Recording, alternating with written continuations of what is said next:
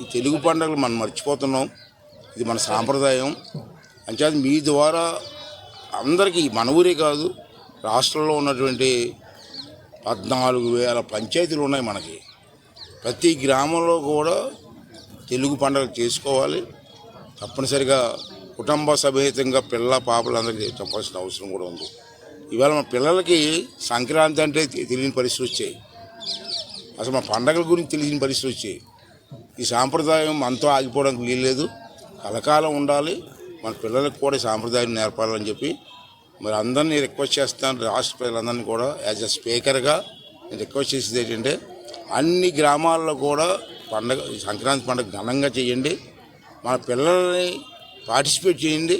పిల్లలకి మన సాంప్రదాయం నేర్పమని చెప్పి కోరుకుంటూ ప్రతి గ్రామంలో కూడా ఈ కార్యక్రమం చేయాలని చెప్పి కోరుకుంటున్నాను. ఇవాళ ప్రతి గ్రామంలో మహిళలు చూస్తాను నేను. మగవాళ్ళు సైలెంట్ అయిపోయారు. ఇలా ఆడవాళ్ళందరూ కూడా చిడతలేస్తున్నారు బ్రహ్మాండంగా. ఏ గ్రామం వెళ్ళండి, ప్రతి గ్రామంలో 20-30 మంది లేడీస్ చిడతలేస్తున్నారు, భజనలు చేస్తున్నారు. ఇవాళ లచ్చటపాలెం గ్రామంలో మొన్న వెళ్ళాను నేను. ఆడవాళ్ళు బొట్లు పెట్టుకొని 3 నామాలు పెట్టుకొని తెల్లవారుజామున 5 గంటలకి 100 మంది లేడీస్ బట్టలు మంచి చీరలు కట్టుకొని ఇంటింటికి వెళ్ళి మేలుకొలుపు చేస్తున్నారు 10 రోజుల నుంచి. నేను మొన్న వెళ్తే ఇక్కడ నాకు దగ్గర వచ్చారు, ఏమో చేద్దంటే ఇంటింటికి తిరుగుతున్నాం సార్ అని.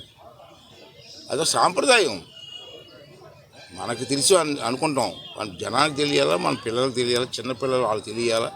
అది సాంప్రదాయాన్ని మనం కాపాడుకోవాల్సిన అవసరం ఉందని చెప్పి రాష్ట్ర వ్యాప్తంగా ఉన్న ప్రజలందరికీ మహిళలందరికీ కోరుకుంటూ, అది రెండోది ఏంటంటే మళ్ళీ మొన్న చెప్పాను, మళ్ళీ చెప్తాను, ఇంట్లో మాత్రం పిల్లలతో తెలుగులోనే మాట్లాడాలి. ఇంగ్లీష్ అవసరమే కాదంటలేదు, ఇంగ్లీష్ అవసరం. ఈ రోజుల్లో ఏ దేశం వెళ్ళినా ఇంగ్లీష్ కావాలా. ఇంగ్లీష్ నేర్చుకోనివ్వండి. కానీ తల్లిదండ్రులతో కూడా ఇంగ్లీష్ మాట్లాడితే తాత అమ్మమ్మలతోటి నాన్నమ్మలతో కూడా ఇంగ్లీష్ మాట్లాడితే వాళ్ళకి అర్థం అవ్వదు, వాళ్ళు ఎంజాయ్ చేయలేరు. మన మనవడు వచ్చాడని సరదా పడతారు కానీ ఇంగ్లీష్లో మాట్లాడలేరు. మనవరాలు వచ్చారని సరదా పడతారు, ఇంగ్లీష్లో మాట్లాడలేరు. వాళ్ళు ఏం మాట్లాడి తెలియదు. అంచేత ఇంట్లో మాత్రం తెలుగు పిల్లలతో తెలుగులోనే మాట్లాడండి. స్కూల్లో చదువుకోనివ్వండి, ఇంగ్లీష్ కాదంటలేదు నేను.